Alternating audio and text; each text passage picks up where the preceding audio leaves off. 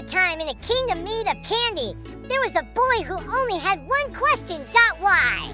Why did his family have to move from their delicious chocolate house to a sour lemon? Why did he have to start school today? Why couldn't he have more gummy bears? One day the boy was walking home from school when he saw a field full of question marks. At first he thought they were road signs, but they weren't leading anywhere.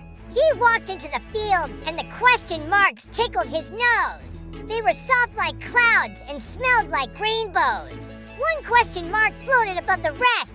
It was bigger than the others and had a tiny ladder on its side.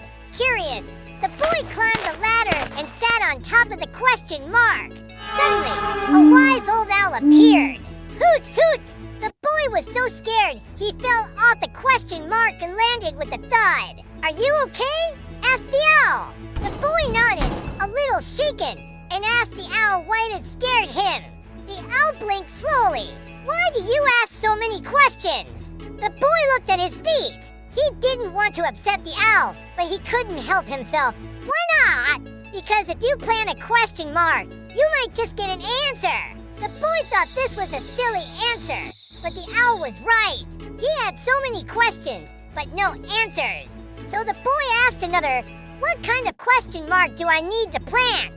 The owl spread its wings and flew in a circle around the boy. A magic question mark, one that can change your life forever. The boy closed his eyes and wished for an answer to his biggest, why is life so complicated?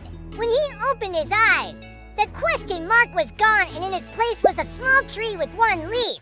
The owl explained that this was a very special tree. Its leaves may look ordinary, but all you have to do is ask it a question. The boy thought about all his whys and wondered if he really wanted to know the answers. Some mysteries are best left unsolved, the owl said, reading his mind. The boy understood. Sometimes it's better not to know the answers to all your questions. There's magic in the unknown, the owl added.